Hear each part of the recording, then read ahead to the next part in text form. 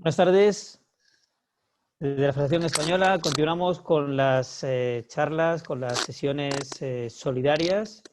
Los asistentes de manera totalmente voluntaria y siempre que estén satisfechos con el contenido podrán hacer aportaciones al proyecto de Spain Snow Solidaria, que aglutina dos iniciativas para la lucha contra el COVID en las que está colaborando esta Federación Española con Es Montañas y Cruz Roja. Mi nombre es Javier Ocaña, soy responsable de la formación de la Federación Española y esperamos que esta tarde también tengáis sobre todo un conocimiento de un deporte tan magnífico como es el esquí de fondo en diferentes países. Juli, menuda tarde tenemos hoy, ¿eh? Pues tenemos una tarde estupenda de sol y esquí de fondo. ¿Vamos al lío? Venga, buenas tardes a todos. Hoy tendremos una mesa de muy alto nivel con nosotros. Tenemos a Britt Baldishol, directora de Desarrollo Deportivo de la Federación Noruega de Esquí de Fondo. A Pietro Piller, responsable de los jóvenes de Esquí de Fondo Italia y coordinador del circuito OPA. También fue campeón del mundo de esquí de fondo y campeón olímpico. Thanks, Britt. Grazie, Pietro. Y también tenemos a Franco Puntel, director técnico de esquí de fondo de la RFEDI. Y nada, agradeceros a todos los que estáis en esta mesa para escucharnos y participar. Muchos reclamabais una mesa de esquí de fondo, pues tenemos una mesa muy, muy importante. Empezaremos con Franco y la primera pregunta, ya que él juega en casa, que nos explique la estructura que tenemos en España de esquí de fondo, desde la base hasta el alto nivel. Franco. Hola, buenas tardes a todos. Pues en España empezamos con el deporte escolar, después hay los clubes, las federaciones autonómicas, centros de tecnificación y luego el equipo nacionales. En el medio de los centros de tecnificación y los equipos nacionales hay un grupo de seguimiento de los mejores atletas de los centros de tecnificación, vamos. En España tenemos 287 licencias RFEDI, de las cuales 41 son también licencias FIS. En España tenemos 36 clubes federados por el esquí de fondo, ¿vale? Y esto es un poco lo que tenemos en España. Britt, in Norway. Hello, hello. Hello. Your turn. My turn, okay. Sorry, I didn't understand what you are speaking about. So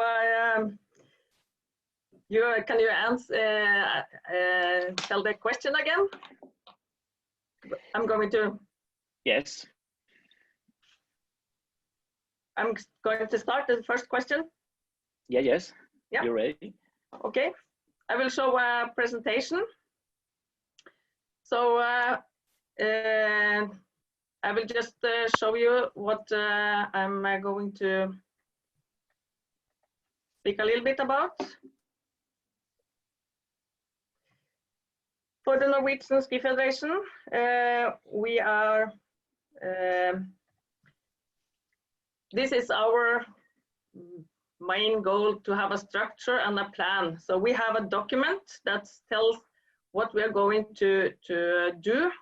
So we make a plan for all the different sports in the Ski Federation. So, and this means that this is the number, the langrenn, that's cross country.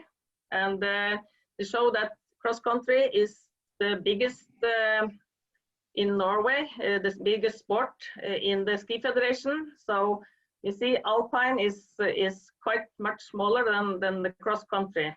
So in Norway, the cross country is the big brother for all the sport in the Ski Federation. But we have this plan that tells what we're going to do the next 4 years, and we make this plan so it's easy for everybody to understand what they're going to work with. We have a tradition in Norway, and this book, like here, it's the book that tells what the best skiers have been done in the last year, from Vegard Ulvang and Bjørn Dæhlie and Bente Skari and people that have been successful in cross-country skiing. So we have a long tradition of doing cross-country skiing, and for this book we have made some science, and then we based all what we are doing in this science, what the best skiers have done earlier. So our vision is many good and happy skiers, and we want them as many as possible, as long as possible. That's our goal. How we are organized in cross country, we have about 117,000 members in the clubs. We are organized in 1,019 clubs. That's those who have cross country. We are 16 organized office around the country. You see this map of Norway. We have a long country, and a lot of distance from the top of Norway to the bottom of Norway. So we have some office around the country that do this work together with the federation in Oslo. We have around 3,000 FIS license in cross country, around 6,500 endurance license. That means that we have you need to have it to be in a competition, and that's those who are going FIS races. But then we have also around 30,000 popular competitions in the popular races. So we have a lot of people that are doing cross country in Norway. And down here we have the people. We have all the people. I think nearly all the people is interested in cross country skiing in Norway. And then we have the club structure that we have a lot of clubs that organized, as I told. 1,019. Then we have this office organizing, and then we have the junior team with the 12 athletes. Then we have the recruit team, the U23 team with this year also 12 athletes, and then we have the elite team with this year 22 athletes. So this is how we are build our system. Yeah, I think I will stop there, and then we can take it then. Pietro, your turn. La struttura de Italia, del sci club alla squadra. Ciao a tutti. Sì, io penso che fondamentalmente la piramide, come quella fatta vedere da Brit, sia un po' alla base anche dell'Italia. Sicuramente una cosa che cambia molto sono i numeri. Ovviamente è difficile paragonarsi, avvicinarsi alla potenza norvegese, però sicuramente la base di tutto sono gli sci club. Io personalmente non so dirvi quanti siano gli sci club proprio dedicati solo ed esclusivamente allo sci di fondo, perché in Italia alcuni sci club sono fusi insieme allo sci alpino, per cui riuscire a fare l'esatto diciamo split fra una disciplina e l'altra non è così semplice, o anche con il biathlon. Una cosa sicuramente, ci sono 3.700 atleti che hanno gareggiato almeno in una gara quest'inverno per quanto riguarda lo sci di fondo. Tornando alla base, dallo sci club ovviamente ci sono i comitati regionali, un po' come in Norvegia, da lì poi si sale alle squadre giovanili prima, squadra under 23 nel resto del mondo sono development. Adesso ho visto che Franco ha fatto vedere un messaggio con i numeri che gli avevo girato prima. development team, che è la squadra under 23, per poi passare alla Coppa del Mondo. Noi siamo in fase di definizione dell'organico in questi giorni, per cui dall'elite, quindi Chico Pellegrino, fino alla squadra juniores, più o meno ci sono una cinquantina di atleti. No male. Bueno, como podéis ver, los datos que nos ha presentado Brit, amazing numbers from cross-country skiers in Norway.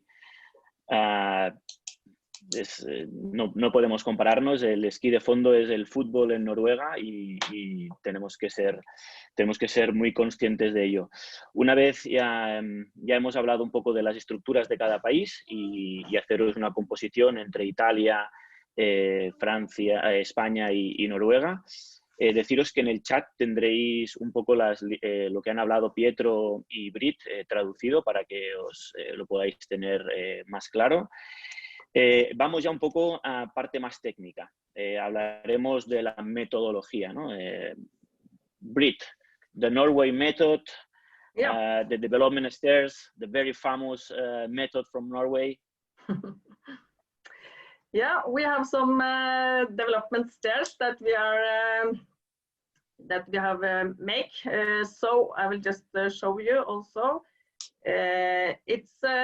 This is the development stairs, and this model is a long-term athletes development model that tells that we start in the bottom when they start to learn to take on the skis, and then you have the top here that is the Olympic champions, and then we have also this activity when you are after you have finished your active career or you have just quit going in competition system, then you also have this active life.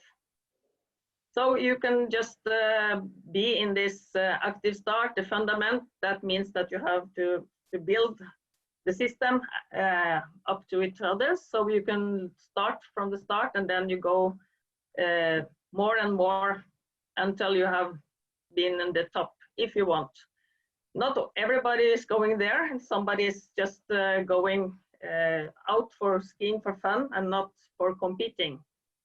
So this other picture, that means that we have cross-country specific training in the red one, and the blue one is what we call this playing activity. So it's important that in the start you have much more playing activities instead of just specific cross-country training. So this is how we build the stairs, that we just go from just playing to a little bit more training, and at last you just maybe more or less only train for being a best skiers. For this development stairs, we have also make some training hours. So this means that you can, as a 17 years old person, you maybe train from 400 to 600 hours in a year. So this is the stairs that we just make also a progression in what you are training for from year to year, so you don't jump too fast to a next level. I think this is quite the same as the most of the nations doing. And then if you train around 500 hours a year, this is the other one is the model that how many hours you train from May, June, July, August, and how we build the training during the seasons, during the year. So we have a system that also says something about, okay, if you are 15, 16, 17 years, you have to start someplace with a little bit more specific training, and then we just build step by steps for this type of training. I don't know if that was, you understand, or yes, something more you want to understand? Pietro, in your case, el método de Italia, ¿cómo lo trabajáis? Ma in sostanza alla base di tutto c'è sempre comunque anche una costruzione per quanto riguarda gli allenatori. Per diventare allenatore alla base di tutto bisogna essere prima di inizialmente maestro di sci. Solo con quella qualifica uno può poi diventare allenatore di primo, secondo, terzo e quarto livello e successivamente anche istruttore nazionale. In questo manuale che è stato redatto, scritto nel 2014, ma che risulta ancora oggi, se vogliamo, attuale, posso far vedere effettivamente che alcuni grafici possono essere molto vicini a quanto appena spiegato da Brit. Era un calcolo di ore del 2014, sono passati 6 anni, per cui è sicuramente cambiato qualcosa. Gli atleti, anche quelli più giovani, si allenano di più. Ho appena chiesto a mio figlio, che ha 17 anni, che fa biathlon, era seduto qui dietro di me fino a poco fa, quante ore avesse fatto l'anno scorso, e lui a 17 anni mi ha detto che ha fatto 550 ore. In questo libro che noi abbiamo scritto, 17 anni, si ragionava nel 2014 di 400 ore. Quindi capite che la cosa è cambiata. Poi dopo in questa domanda io leggo che se c'era anche un riferimento agli allenamenti in gruppi. Per la mia opinione ed esperienza, i ragazzi si allenano, fanno parte di uno sci club, fanno fatica, motivati dal gruppo. Solo un atleta evoluto può anche fare a meno del gruppo, ma non sempre. Può anche fare a meno del gruppo perché si conosce, sa capire il suo cuore, il suo respiro e sapere se sta andando troppo veloce o troppo piano. Il gruppo in qualsiasi periodo dell'anno ritengo che faccia la differenza, soprattutto motivazionale. Franco, ha quedado claro, ¿no? Tenemos que decir que nosotros tenemos el manual de Italia, lo tenemos traducido en castellano y nos basamos un poco sobre el trabajo hecho en Italia. Yo me he formado en Italia y todo esto y sigo esta línea de Italia, vamos. También nosotros, respecto, para decirte, 19 años, estamos entre casi 700 horas, o sea que bastante más de lo que está puesto aquí, y estamos como en los niveles de Brit, vamos, de horas. Y chicas un poco menos, vamos, unas 100 horas menos.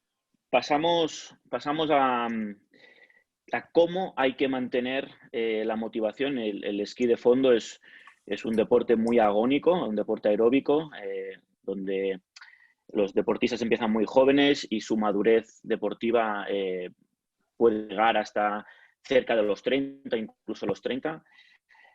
¿Cómo se mantiene esa motivación, tanto los deportistas como los técnicos, ¿no?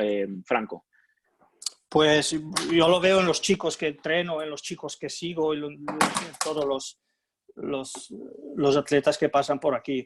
La motivación básica es intentar hacer lo mejor posible, y cuando empiezas a ir fuerte y ves que tienes ahí los países mejores al mundo, o sea, nosotros somos una España que no tiene mucha tradición de esquí de fondo, vamos, pero para decirte, en los últimos años hemos ido a competir en mundiales, hemos obtenido buenos resultados en mundiales juniors. Misma Copa del Mundo este año hay atleta top 30, mano rojo. Un Jaume Puello ha hecho 2 finales de Opa Cup, y también algunos chicos de los centros de tecnificación han subido, y como María Iglesias se han puesto en los mejores 20 de Opa Cup. Y esto es una motivación por los mayores, decimos. Y también, viendo que estos atletas de élite, llamámoslos así, van bien, toda la base de abajo va a buscar esta motivación. Si lo han podido hacer ellos, podemos hacerlo nosotros. Está claro que hay que trabajar mucho, porque sin trabajar no se va a ningún lado. Y esto. Y por los técnicos un poco lo mismo. Vemos que estamos ahí, que podemos hacerlos bien, y hay que luchar por hacerlo. Te despiertas a las 6 de la mañana en invierno y vas a probar esquís, y esto para dar lo mejor posible a los chicos. Y en verano lo mismo, que entrenas, vas a entrenar y todo esto. Sin motivación en el esquí de fondo no se va a ningún lado. Y esto es la base, motivación y entrenar. Britt, in Norway, how we keep the motivation from the athletes and coaches in a sport like a cross country? I think that the important thing is that you find out what the motivation for the athletes are, actually. Do they want to be the best skier, or do they want to be there for play, or what is the reason that they come to the training? And if you make the training so it will be like the athletes want, I think they will also have the motivation.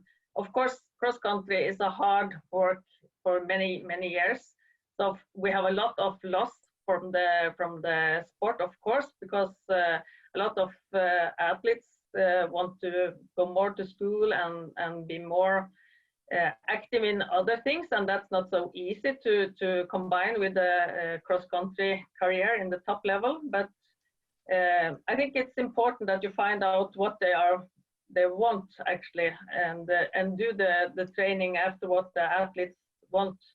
And you have to, when they are young, when the children is small, you have to play a lot, to have fun, and you also have to make a social life between the training, so you also will get some other friends, just not in the cross-country family, but also outside, so you have something that you can also do without thinking about being a cross-country skiers. So I think it's important that they just make the training so it should be possible to do good training for the athletes, but also training with some social aspects, so you can having fun. I think that's when I ask the athletes on all the levels, they say what have been important for you, and all of them say that I have fun in the way to be a good skier. So I think that's the goal or the keys for how to get them motivated for a long time. Yes, nice. Is your claim happy skiers? No, it's yes. Yeah. Nice. Yeah. Pietro. Sì, io dico che per fortuna lo sci di fondo in Italia riscuote ancora entusiasmo da parte dei giovani, grazie sicuramente a un grande lavoro da parte degli allenatori. Poi non solo da questo, perché per fortuna lo spirito di emulazione nei confronti degli atleti forti in Italia, in questo caso Chico Pellegrino, ma tutto il social media aiuta, perché un qualsiasi ragazzino italiano in questo caso può appassionarsi a Iversen piuttosto che a Frida Karlsson o a Bolshunov, e quindi può essere quello il motivo che è il traino per la sua motivazione. Detto questo, però, bisogna ricordarsi che questo è uno sport dove bisogna sudare, e quindi e questa poi dopo è un lifestyle, è uno stile di vita, per cui chi è disposto a sudare sa che questo poi diventa il pane quotidiano, e se su questo pane gli piace masticarlo, vuol dire che potrà fare strada. Diversamente, un po' come dice anche Britt, se lo fai per fare l'atleta oppure lo fai per star bene in salute. Questa è una grossa differenza. Interessante. Britt, tell us about the Jujuan campus in Lillehammer, because it's very famous, it's very big and very important for the young skiers. Tell us, please. Okay, the campus actually started. We want to. I was the junior national coach in 2011, and then we start with cooperating with the German Markus Kramer, that's now in the Russian team. So we started to train together a little bit. So we have some camps together with the German, and then the Slovenian get they know about that we have some cooperation, and then they asked if they can come to the camp also. And then the Czechian was also hearing about it, so they also asked about if they could come to this camp. And that was the beginning. It was spreading with some nations, and then we found out that was good to just share with more nations. So we wanted to invite more nations to this camp, because I think it's important that we are a big family, and it's important that all the family also have the same possibilities to take care of the knowledge. So we want to share the knowledge, because if it's only Norway, Sweden, and Russia that will be in the cross-country top level, it will not be fun for the Norwegian, Swedish, or the Russian either. So it's important that we have a lot of different nations in this camp. So the goal with this camp is actually to have a lot of nations together, because I think that will also be better for the camp, that we have a lot of knowledge from different nations together, because then we can also be better, all of us together. And I think that's important, that we try to be good and as good as possible in our sport, and to be a top sport in the world so we can compete with the other sports. It's also important that cross-country are doing things together and try to get everybody better. And for us, it's important that it's not only our athletes cannot train less or bad because they should win always. So it's important that everybody is stepping up and have a good performance, I think. So yeah, I think it's important that we have more nations in the top level in cross country also for this. Yeah, for everybody, it's important. I don't know if that was okay, or if there's something you want more about, or. Creo que tenemos por aquí conectada, no sé si está María Iglesias, está conectada por ahí, que no la veo. ¿Está o no está? Si está conectada, le daremos voz para que nos explique su experiencia. María, no está, ¿no? Sí, iPhone de María, lo veo ahí, Julie. ¿Sí? Sí. ¿María? Ah, vale, María, iPhone de María. María, explícanos, quita el silencio de tu micro y explícanos tú como deportista cómo viviste el campus del año pasado y nada, así para ponernos dientes largos. María no está, sí está. Javier, le damos al micro de María.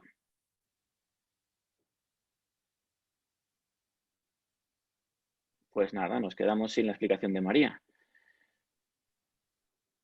Bueno, no pasa nada. Aprovechamos y que tenemos a Pietro Piller. No siempre podemos tener a un campeón olímpico y un campeón del mundo con nosotros.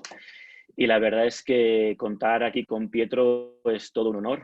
Pietro, si no voy equivocado, fuiste campeón olímpico en el 2006 en Torino y campeón del mundo en 2005. Pietro, ¿puoi spiegare un poco la tua carrera nell'oro olimpico? Un po'?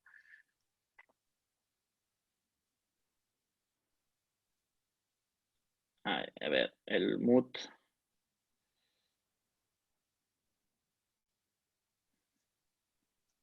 Ok, ci sono. Sì, sono stati degli anni bellissimi, soprattutto quelli degli anni dal 2005 al 2010 in particolare. Mi è sempre piaciuto già da bambino sciare, fare lo sci di fondo, in particolare lo skating, per cui è lì che sono riuscito ad esprimermi al meglio e ottenere tutti i miei più grandi risultati. Tutto nasce Oslo-Holmenkollen nel 97, quando a 22 anni ho conquistato la 50 di Oslo-Holmenkollen, e da lì è partita un po' la cosa. Nel 2005 non era stato un grande anno prima dei mondiali, poi magicamente quella gara è venuta con il fiocco, anche perché oltre ad avere io vinto, in seconda posizione c'era un altro italiano, per cui abbiamo potuto fare festa doppia. L'anno dopo in Italia, l'Olimpiade a Torino, dovevamo assolutamente confermare la posizione dell'Italia sul podio, perché aveva battagliato con la Norvegia in staffetta da tantissime edizioni olimpiche precedenti, per cui ce l'abbiamo veramente messa tutta, e soprattutto poter vincere questa medaglia d'oro in Italia ha aggiunto ancora valore a questa medaglia. Per cui ce ne sarebbe molto da raccontare, però per il momento penso che sia sufficiente così. Bene, benissimo. Vamos a hablar un poco de fondo biatlón. Estamos en una época donde vemos que muchos deportistas de top nivel en fondo se pasan al biatlón por un tema económico, por un tema quizás de motivación. Britt, what is the relation about the cross country and biathlon in Norway?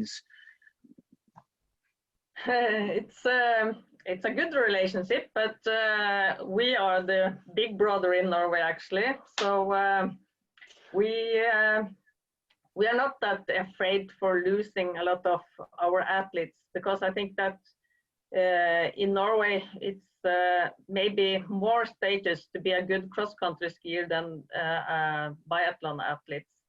Even if we have very good biathlon athletes and popular athletes, but still I think the cross-country, because that's what the normal Norwegian do. They go skiing in the mountains or in the woods. So that's the most of the people maybe are familiar with doing by themselves. So therefore it's maybe more popular with the cross country than biathlon. And biathlon is a little bit also more expensive to do. So I think it's easier, and everybody is starting in a cross country before they start with the biathlon. So they start actually with cross country, and the most of them actually stays in cross country. So we don't have that many left into biathlon, but of course we have some athletes that's very good in biathlon also. Pietro, en el caso de Italia, tenéis una deportista en biatlón como Dorothea Wierer, que es top a nivel deportivo y también es top a nivel de social media. Sus derechos de imagen y su concepto del lifestyle es... ¿Cómo lo lleváis in Italia? Il biathlon, l'esquí de fondo?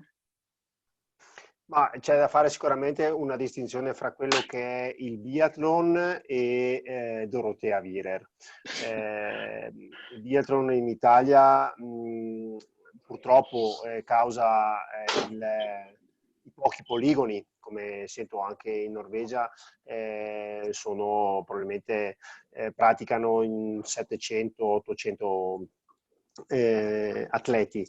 Dorothea Virer è un caso worldwide, per cui i suoi 500.000 follower su Instagram fanno capire la portata della sua persona.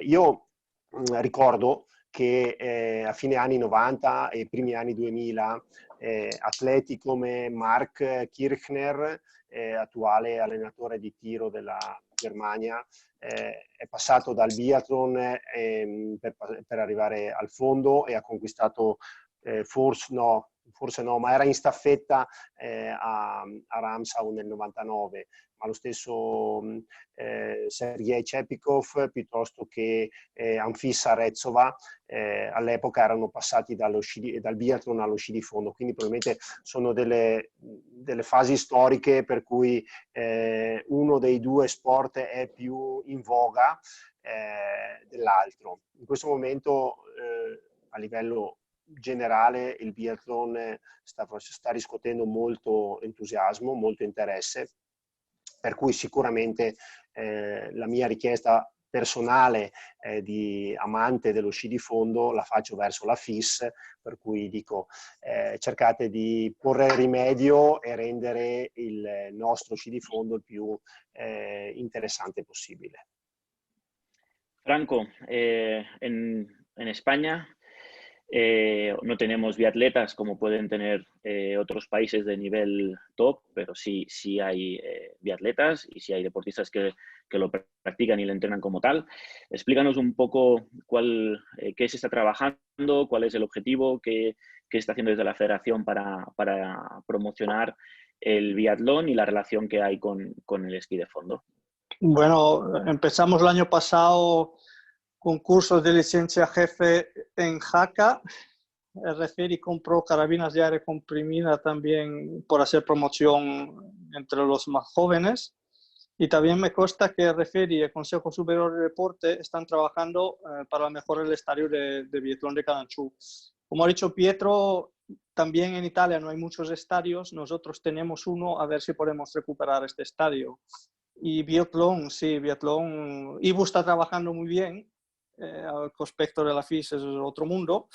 Y a ver si España también empezamos a, como queremos entrar un poco en el biatlón, crear atletas también ahí, porque creo que también es factible. Ahí en biatlón hay que trabajar también mucho más, pero si es esto que se quiere hacer, ahí no hay otra.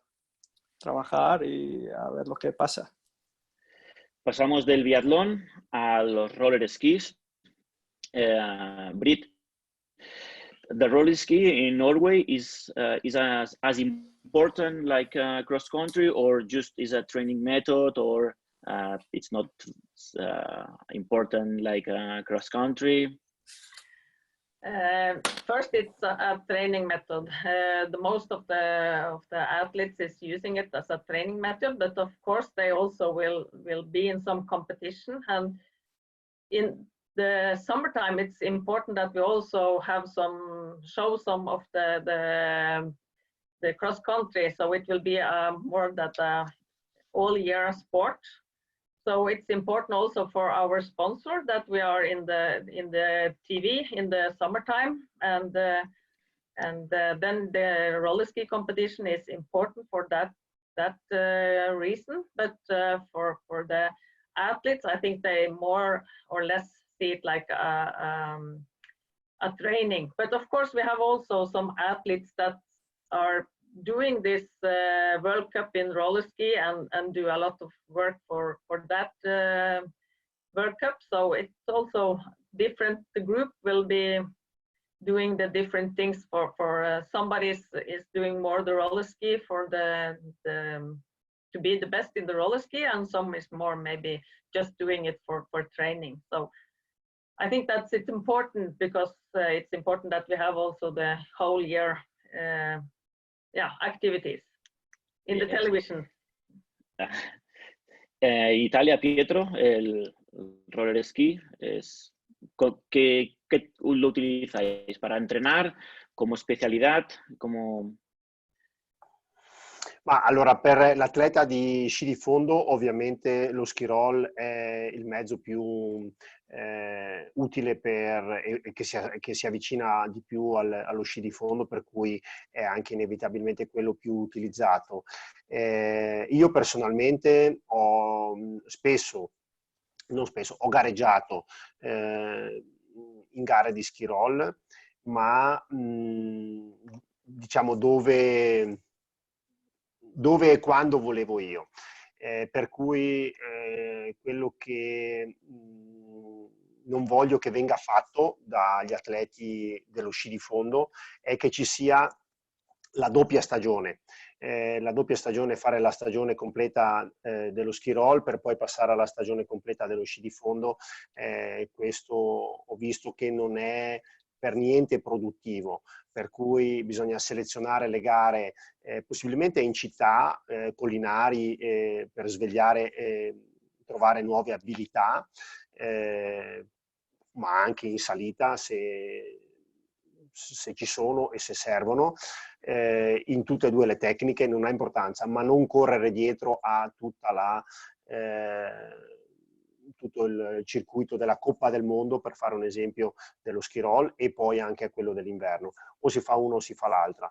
Detto ciò, però, lo ski roll rimane il mezzo di allenamento più importante e più utile per qualsiasi fondista. Franco, cuéntanos, háblanos primero como equipo nacional, el trabajo que hacéis con los rollers, y también háblanos un poco las ideas, que tú también eres miembro del comité de fondo, y las ideas que estáis trabajando con Bartolo, con Carlos y con Sadu para todo el tema de los roller esquí. ¿Franco? Creo que Franco tiene el micro... Ahora, ahí. Ahora. Como han dicho ya Britta y Pietro, el roller esquí es fundamental para entrenar para un fondista. Y muchísimas horas en verano hasta en otoño las metemos en roller esquí. Aparte que también puedes meter horas y es como impacto, no es tan lesivo como correr y gimnasio y esto también. Ahora en España hasta hemos tenido un par de años que había solo competiciones que no estaban en el calendario RFEDI, no estaban federadas. El año pasado el Club Mayencos y la Federación Aragonesa hicieron un gran esfuerzo para organizar otra vez los campeonatos de España en Jaca, que fue un gran éxito. Yo estaba ahí, ha estado muy bien. Y desde el comité de fondo este año estamos trabajando para tener una Copa de España de roller esquí y el Campeonato de España que sea una carrera FIS también. Habrá que ver un poco con el COVID-19 porque hoy me ha llegado desde la FIS que alguna carrera de Copa del Mundo ya, la de Italia por supuesto la van a cancelar y habrá que ver con estos temas. Pero la idea es hacer una Copa de España de roller esquí y los campeonatos de España que sean FIS, porque también pueden ser puntos FIS en roller esquí. Aprovechamos un poco, Franco, ya que tenemos a muchos participantes que no son fondistas o que no conocen la especificación del fondo y del roller esquí. Explícanos, la gente lo entiende como que son dos deportes diferentes o que pueden servir para entrenar. Sobre todo quiero que expliques, para que la gente lo entienda, que una carrera FIS en roller esquí puede servir para los mismos puntos FIS que en una carrera en nieve. Explícalo un poquito así detallado para que la gente lo entienda. Son más o menos, puedo decir, 4 años que la FIS, antes no existía esto, nieve era nieve y el roller esquí tampoco estaba en la FIS, para decirte. Ahora son unos años que en la FIS ha entrado el roller esquí y a partir de unos 4 años, sí creo algo así, se puede hacer carreras de roller esquí y van a valer los mismos puntos FIS que en invierno. Vamos, tú los que haces en verano, luego te los llevas en invierno. No sé si es una buena opción esto, porque al final sí, son deportes similares, pero no es lo mismo. Pero bueno, igual es una forma para render el esquí de fondo también más famoso y para que se vea más. Pues al final son los mismos practicantes, más o menos. Yo sé que en Copa del Mundo así de roller ski no van los mejores atletas al mundo. Ahí hay también atletas de roller ski especializados solo en eso. Como decía Pietro, casi ninguno hace doble temporada, vamos, hace una Copa del Mundo de verano y la Copa del Mundo de invierno. Entonces, hay atletas diferentes, pero sí, existe también esto, se está poniendo siempre más fuerte el roller ski esto, y también hay que pensar que la falta de nieve también, ¿sabes? Puedes entrenar sin nieve claramente, y ahora por falta de nieve es un medio de entreno que se va a utilizar siempre más. Países como España, que tienen menos nieve, countries like Spain, with no snow, maybe the roller skis are good solutions for us, maybe, I don't know, but it's a discussion. Si os parece bien, tenemos todas las preguntas que se habían preparado ya terminadas, y vamos con las preguntas del chat. Y la primera pregunta que nos hacen es para Brit. La digo en castellano y después en inglés. Hace unos años los especialistas de esquí de fondo decían que el nivel top de los deportistas llegaba a los 28 o 30 años. Con los cambios que ha habido de circuitos y demás, ¿se mantiene esa edad? ¿Cambia? Brit, a few years ago, the coaches from cross-country ski said that top performance for the athletes was between 28 or 30. Is the same now with the same circuits or the evolution of cross-country? Yeah, if we look at the results in the World Cup, you see that I think it's 26 or something, the age of the best skiers now. So it's I think it's important that you have to be patient, and it takes a long time, but it's also possible, and I think it's a bigger possibility in sprint for a young athlete to be a good athlete slowly. But if you're going to be stable in the top level, I think that maybe 26 to 30 is a good age for doing that in that time. I think that's what we see also in the results for the competition, that this is the age that when they get stable. And last week we have Ingvild Flugstad Østberg in a webinar in Norway, and she told about her way to be the best. And of course, she was also very good as the first years of senior, but it was first when she was 26, 27 that she was stable in the top level, and that's not so many that we see that will be a star from the start of the senior, like Kræbo and also Petter Northug, and we have some Therese Johaug, but it's not so many of them. Pietro, you agree with Brit?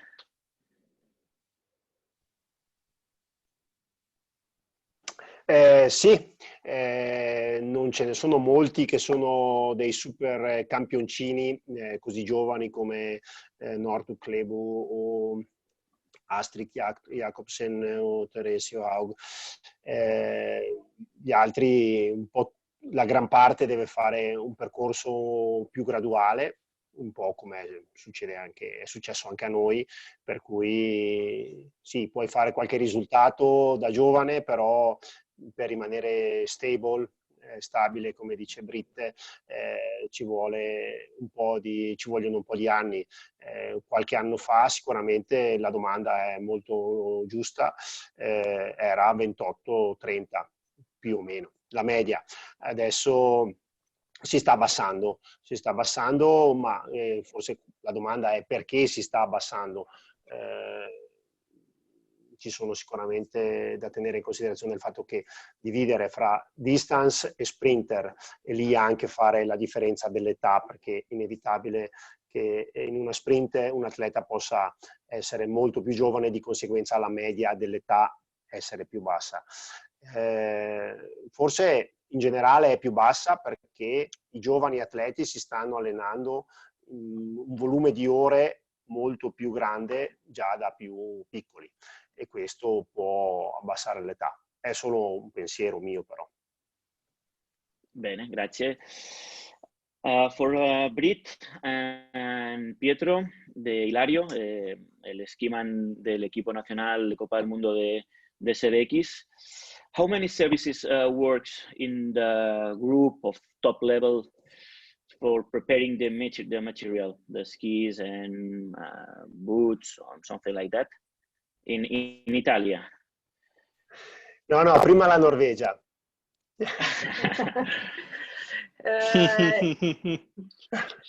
In the bus we have from 12 to 15 persons, I think, that will be in the service team for the.